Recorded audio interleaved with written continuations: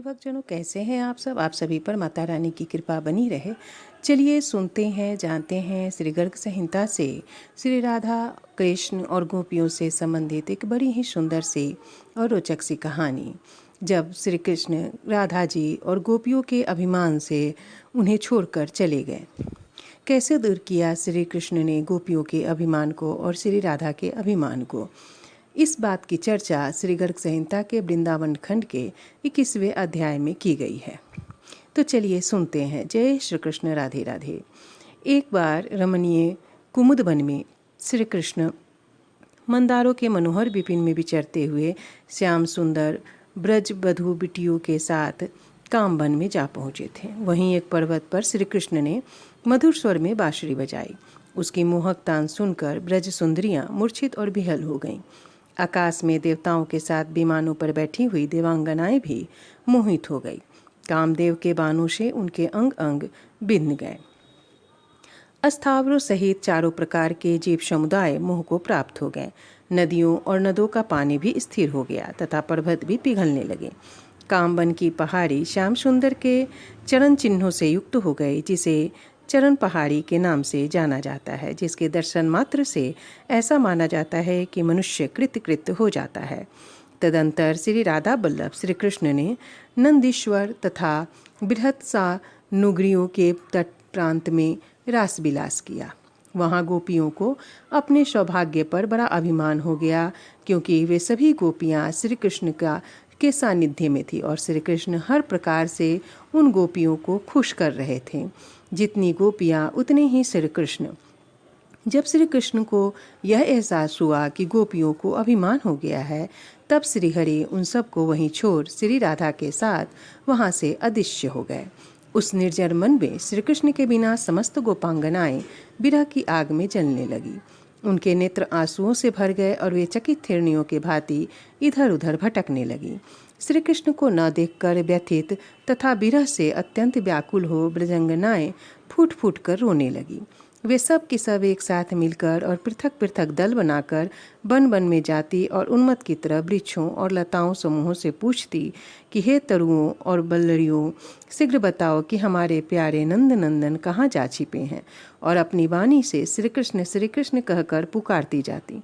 उनका चित्त श्री कृष्ण चरणावृबिंदों में ही लगा हुआ था, अतः वे सब ब्रजंगनाएं श्री कृष्ण स्वरूपा ही हो गई। श्री कृष्ण की चरण पादुका से चिन्हित स्थान पर पहुंचकर गोपियां श्री पादुकाब्ज की शरण में गईं।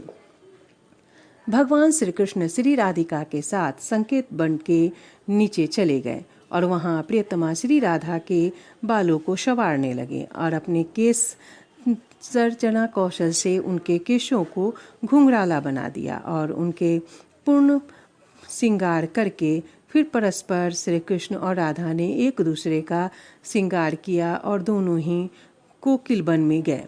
उधर श्री कृष्ण को खोजती हुई गोपियां उनके चरण चिन्ह देखें। श्री कृष्ण के पद चिन्हों का अनुसरण करती हुई गोपांगनाएं उन चिन्हों की धूली ले लेकर अपने मस्तक पर रखती और आगे बढ़ती जाती थी। फिर उन्होंने श्री कृष्ण के चरण चिन्हों के साथ साथ दूसरे पद चिन्ह भी देखे और तब गोपियां आपस में कहने लगी कि निश्चय ही नंद नंदन श्री राधिका जी को साथ लेकर गए हैं। श्री कृष्ण चरण बिंदु के चिन्ह निहारती हुई गोपियां कोकिलावन में जा पहुंची। उन गोपांगनाओं का कोलाहल सुनकर माधव ने श्री राधा से कहा कि कोटि चंद्रमाओं को अपने सौंदर्य से तिरस्कृत करने वाली प्रिय राधे सब ओर से गोपिकाएं आ पहुंची हैं। अब ये तुम्हें अपने साथ ले जाएंगी, अतः यहाँ से जल्दी निकल चलो। उस समय रूप, यौवन और कौशल और सील के गर्भ से गर्वीली मानवती राधा रमापति से बोली कि प्यारे, मैं कभी राजभवन से बाहर नहीं निकली थी, किंतु आज अधिक चलना पड़ा है, अतः अब एक पग भी चलने में समर्थ नहीं हूँ। देखते नहीं मैं सुकुमारी राजकुमारी पसीना पसीना हो गई हूँ, फिर मुझे कैसे ले चलोगे। श्री राधा मानवती हो गई, क्योंकि श्री कृष्ण सभी गोपियों को छोड़कर श्री राधा को अपने साथ लेकर के आए और उनका तरह तरह से श्रृंगार किया, उनको तरह तरह से प्रसन्न किया, जिसके कारण श्री कृष्ण को राधा जी के ये वचन बड़े ही दुख पहुँचाए और श्री राधिका वल्लभ श्री कृष्ण राधिका वल्लभ की बातें सुनकर श्री कृष्ण जी राधा के ऊपर अपने दिव्य पीताम्बर से हवा करने लगे। फिर उनका हाथ थाम कर बोले, श्री राधे, अब तुम अपनी मौज से धीरे धीरे चलो। उस समय श्री कृष्ण के बारंबार कहने पर भी श्री राधा ने अपने पैर आगे नहीं बढ़ाया। वे श्रीहरि की ओर पीठ करके चुपचाप खड़ी रहीं। तब संतों के प्रिय श्री कृष्ण ने माननीय प्रिय राधा से कहा, क्योंकि अब श्री कृष्ण को श्री राधा के घमंड का एहसास हो चुका था। अब उन्हें लगने लगा था कि राधा जी को इस घमंड से बाहर निकालना, इस अभिमान से बाहर निकालना आवश्यक है। तब उन्होंने श्री कृष्ण ने राधा जी से कहा कि मानिनी, यहाँ अन्य गोपियाँ भी मुझसे मिलने की हार्दिक कामना रखती है, तथापि उन्हें छोड़कर मैं मन से तुम्हारी आराधना करता हूँ। तुम्हें जो प्रिय हो वही करता हूँ। हे राधे, मेरे कंधे पर चढ़कर तुम सुखपूर्वक शीघ्र यहाँ से चलो। लेकिन उनके योग कहने पर प्रिया ने जब उनके कंधे पर चढ़ना चाहा, तभी स्वच्छंद गति वाले ईश्वर प्रियतम श्री कृष्ण वहाँ से अंतर्ध्यान हो गए और इसके कारण श्री कृष्ण के जैसे ही वहाँ से गायब हुए, कृति कुमारी राधा का अभिमान उतर गया। उनका अभिमान जाता रहा और उस कोकिलावन में वह उच्च स्वर में रोदन करने लगी और काफ़ी जोर जोर से रोने लगी। उसी समय गोपियों के ऊँट वहाँ आ पहुँचे और श्री राधा का अत्यंत दुख भजन रोदन सुनकर उन्हें बड़ी दया और लज्जा आई। फिर उन्होंने अनुनय विनय से किसी तरह से राधा जी को अपने नाना प्रकार के वचनों द्वारा धीरज बंधाने लगी। श्री राधा के मुख से श्री कृष्ण के द्वारा दिए गए राधा जी को सम्मान की बात सुनकर मानवती गोपांगनाओं को बड़ा विस्मय हुआ और जो भी थोड़ा बचा था उनका अभिमान जाता रहा। उसके बाद श्री कृष्ण के शुभागमन के लिए, श्री कृष्ण को बुलाने के लिए समस्त ब्रजंगनाएं मिलकर सुरम्य ताल स्वर के साथ उन श्री हरि के रमणीय गुणों का गान करने लगीं।